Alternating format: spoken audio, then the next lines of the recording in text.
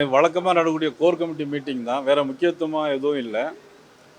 என்னுடைய யாத்திரை போயிட்டு இருக்குது.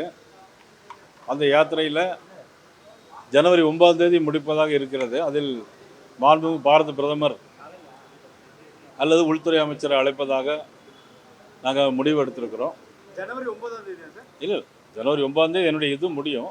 அதுக்கப்புறம் பிரைம் மினிஸ்டருடைய டைம் கேட்டுக்கிட்டு அல்லது உள்துறை அமைச்சருடைய டைம் கேட்டுக்கிட்டு அதுக்கு தகுந்தா போல இது பண்ணி. அமித்ஷா அவர்களை சந்தித்த பிறகு நடக்கக்கூடிய மையக்குழு கூட்டம் என்னென்ன விஷயங்கள், தேர்தலுக்கு எவ்வளவு தயாராகிட்டு இருக்கீங்க?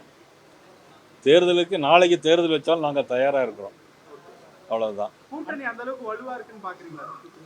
நீங்கள் ஏன் திமுகவை போய் கேட்கவே மாட்டேங்கிறீங்க? என்னைக்காவது ஒரு நாளாவது நம்ம முதலமைச்சரை பார்த்துக்கிட்டு உங்களுக்கு கூட்டணி வலுவாக இருக்கா, வலுவிழந்திருக்கான்னு ஏன் கேட்க மாட்டேங்கிறீங்க?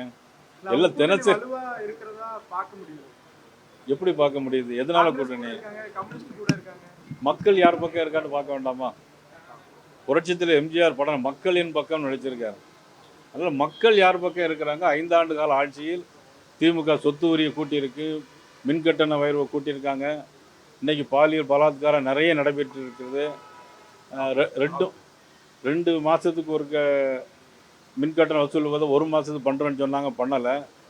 எத்தனையோ கொலைகள் நடந்திருக்கு, 7000த்துக்கு மேற்பட்ட கொலைகள் நடந்திருக்குது. 10 வயது சிறுமி முதல் 30, 40 வயது, 70 வயது பெண்கள் வர ரோட்டில் நடமாட முடியல. கள்ளக்குறிச்சியில் 65 பேர் செத்துருக்குறாங்க. 41 பேர் கரூரில் தாவக கூட்டத்தில் நசுங்கி செத்துருக்காங்க. எங்கே பார்த்தாலும் கஞ்சா போதைப் பொருட்கள் நடைபெற்று இருந்துகிட்ருக்கு. இதெல்லாம் விட்டுட்டு இந்த ஆட்சியை எப்படி மக்கள் அங்கீகரிப்பாங்கன்னு நீங்கள் நம்புறீங்க?